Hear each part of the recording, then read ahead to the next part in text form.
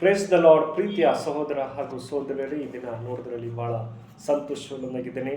ಯೇಸು ಕ್ರಿಸ್ತನ ಶ್ರೇಷ್ಠವಾದ ನಾಮದಲ್ಲಿ ನಿಮಗೆಲ್ಲರಿಗೂ ವಂದನೆ ಸಲ್ಲಿಸ್ತೇನೆ. ಶಾಲು, ನಿಮಗೆ ಸಮಾಧಾನ ಉಂಟಾಗಲಿ. ಪ್ರತಿದ ಮಕ್ಕಳು ಕಳೆದ ವಾರಲ್ಲ ಅದ್ಭುತವಾಗಿ ಕಾದು ಕಾಪಾಡಿ ಈ ನೂತನ ದಿನ ನೋಡುವಂತೆ ಕೃಪೆ ಮಾಡಕ್ಕಾಗಿ ತಂದೆ ದೇವ ನಮಗೆ ಸ್ತೋತ್ರ ಸಲ್ಲಿಸೋಣ.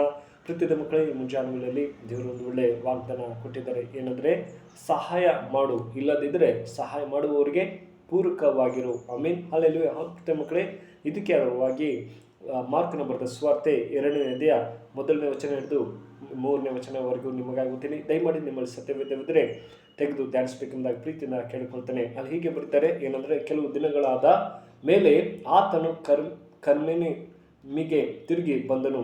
ಮನೆಯಲ್ಲಿದ್ದಾನೆಂಬ ವರ್ತಮಾನವು ಹಬ್ಬಿದಾಗ ಬಹು ಜನರು ಕೂಡಿ ಬಂದರಿಂದ ಬಾಗಿಲಿನ ಬಳಿ ಎಲ್ಲಾದರೂ ಸ್ಥಳವಿರಲಿಲ್ಲ. ಆತನು ಅವರಿಗೆ ದೇವರ ವಾಕ್ಯವನ್ನು ಹೇಳುತ್ತಿದ್ದನು. ಅಷ್ಟರಲ್ಲಿ ಕೆಲವರು ಒಬ್ಬ ಪಾರ್ಶ್ವವು ರೋಗಿಯನ್ನು 4 ಮಂದಿಯಿಂದ ಓಡಿಸಿಕೊಂಡು ಆತನ ಬಳಿಗೆ ತಂದರು. ಆಮೇಲೆ ಹಲ್ಲೆಲೂಯಾ. ಪ್ರತಿ ಮಕ್ಕಳೇ, ಇಲ್ಲಿ ದೇವರ ವಾಕ್ಯ ನಾವು ಗಮನಿಸಬೇಕಾದ್ರೆ, ಇಲ್ಲಿ ದೈಹಿಕ ವಿಷಯಗಳಿಗೆ ಆತ್ಮಿಕ ವಿಷಯಗಳಿಗಿಂತ ಹೆಚ್ಚಿನ ಪ್ರಾಶಸ್ತ್ಯ ಕೊಡುತ್ತಿರುವೆ ಎಂಬುದಾಗಿ. ಪ್ರತಿ ಮಕ್ಕಳೇ, ನಮ್ಮ ಜೀವಿತದಲ್ಲಿ ನಾವು ಆತ್ಮಿಕವಾಗಿ ಪ್ರಶಸ್ತಿನ ಕೊಡ್ತಾ ಇದ್ದೀವಾ ಅನ್ನೋದು ಬಹಳ ಮುಖ್ಯವಾಗಿದೆ. ಇಲ್ಲಿ 4 ಜನ ಎಂಬುದಾಗಿ ಹೇಳೋದಾದರೆ ಇಂಗ್ಲೀಷ್ನಲ್ಲಿ ಹೆಲ್ಪ್ನೆಸ್, ಸಹಾಯಕತೆ 2ನೇ ಅಧ್ಯಾಯ 3ನೇ ವಚನ ಹೇಳುತ್ತೆ. ಯೇಸುವಿನ ಕಾಲಘಟ್ಟದಲ್ಲಿ ಪಾರ್ಶ್ವ ರೋಗ ವಾಸಿ ಆಗದ ಭಯಂಕರವಾಗಿ ರೋಗವಿತ್ತು ಎಂಬುದಾಗಿ ನೋಡ್ತೀವಿ. ಪ್ರತಿ ಮಕ್ಕಳೇ, ಈ ಕಾಯಿಲೆ ತುಂಬ ಕಷ್ಟಕರವಾಗಿತ್ತು. ಯಾರು ಅದನ್ನು ಸ್ವಸ್ಥ ಮಾಡೋಕ್ಕಾಗಲಿಲ್ಲ. ಆದರೆ ಇವರು 4 ಜನ ಅವರು ಹೇಗಾದರೂ ಮಾಡಿ ಈತನಿಗೆ ಸಹಾಯ ಮಾಡಬೇಕು, ಇವನಿಗೆ ಒಳ್ಳೆ ರೀತಿಯಲ್ಲಿ ಆರೋಗ್ಯ ಕೊಡಬೇಕೆಂಬುದೇ ಅವ್ರಿಗೆ ಆಸೆ ಇತ್ತು.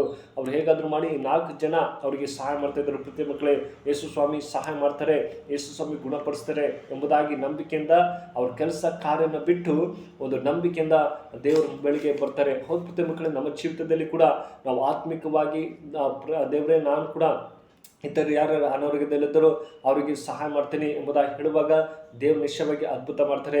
ನಮ್ಮ ಜೀವಿತ ಪರಿಸ್ಥಿತಿ ಎಲ್ಲವನ್ನೂ ಸರಿಪಡಿಸ್ತಾರೆ. ಇಲ್ಲಿ 2ನೇ ನೋಡಿದ್ರೆ ಅವರಲ್ಲಿ ಅಸಹಕಾರ ಮನೋಭಾವನೆ ಇತ್ತು ಎಂಬುದಾಗಿ. 3ನೇ ನೋಡ್ರೆ ಅವರಲ್ಲಿ ಅವರ ದೃಢ ಸಂಕಲ್ಪ, ಅವರು ತಮ್ಮ ಮುಂದೆ ಬರುವ ಎಲ್ಲ ಅಡೆತಡೆಗಳನ್ನು ಬಿಟ್ಟು ಧೈರ್ಯದಿಂದ ಮುಂದೆ ಸಾಗುವಂತೆ ಮಾಡುತ್ತೆ ಎಂಬುದಾಗಿ ನೋಡ್ತೀವಿ. ಆದರೆ ಕೊನೆ ನೋಡಿದ್ರೆ ಅವರಲ್ಲಿ ಕರುಣೆ ಇತ್ತು ಎಂಬುದಾಗಿ. ಪ್ರತಿ ಮಕ್ಕಳೇ, ಅವ್ರಿಗೆ ಕರುಣೆ ಇತ್ತು. ಇವ್ರಿಗೆ ಹೇಗಾದ್ರೂ ಮಾಡಿ ಈ ಪಾರ್ಶ್ವ ರೋಗದಿಂದ ಬಿಡುಗಡೆ ಹೊಂದಬೇಕೆಂಬುದಾಗಿ. ಆದರೆ ದೇವರು ಹೇಳ್ತಾರೆ, ಮಗನೇ ಭಯಪಡಬೇಡ, ನೀನು ನಂಬಿದ್ದಂತೆ ಎಂಬುದಾಗಿ ನಿನ್ನ ಪಾಪವು ಕ್ಷಮಿಸಲ್ಪಟ್ಟಿದೆ, ಇನ್ನು ಮುಂದೆ ಪಾಪ ಮಾಡಬೇಡ ಎಂಬುದಾಗಿ. ಪ್ರತಿ ಮಕ್ಕಳೇ, ಅವ್ರು 4 ಜನ ಆತನಿಗೆ ಹೊತ್ಕೊಂಡು ಯೇಸು ಸ್ವಾಮಿ ಮುಂದೆ ಇಡುವಾಗ ಅವ್ರು ಸಂತೋಷವಾಗಿ ಆತನ ರೋಗನ ಹೋಯ್ತೆಂಬುದಾಗಿ ನೋಡ್ತೀವಿ. ಪ್ರತಿ ಮಕ್ಕಳು, ನಮ್ಮ ಜೀವಿತದಲ್ಲಿ ಯಾರಾದರೂ ಸಹಾಯ ಮಾಡಬೇಕಾದ್ರೆ ಪೂರ್ವಕವಾಗಿ ನಾವು ಸಹಾಯ ಮಾಡಬೇಕು.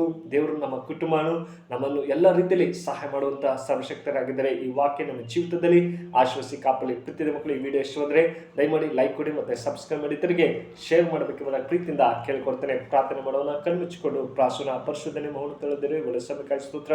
ಹೌದು ಸಪ್ಪ, ನಾವು ಸಹಾಯಕರಾಗಿ ಇತರಿಗೆ ಒಳ್ಳೆ ರೀತಿಯಲ್ಲಿ ಮಾರ್ಗದಲ್ಲಿ ನಡೆಸುವಂತೆ ಸಹಾಯ ಮಾಡಿ. ಪ್ರತಿಯೊಬ್ಬರನ್ನು ಆಶ್ವಸಿ. ವಿಡಿಯೋ ಯಾರು ನೋಡ್ತಾರೋ ಅವ್ರ ಕುಟುಂಬನ ಆಶ್ವಸಿ ಕಾಪಾಡಿ. ಈ ಪ್ರಾರ್ಥನೆ ಕೇಳಿದಂತೆ ಯೇಸು ಕ್ರಿಸ್ತನಲ್ಲಿ ಬೇಡ್ತೇನೆ, ಚಿಡುತ್ತದೆ. ಆಮೇನ್. May God bless you.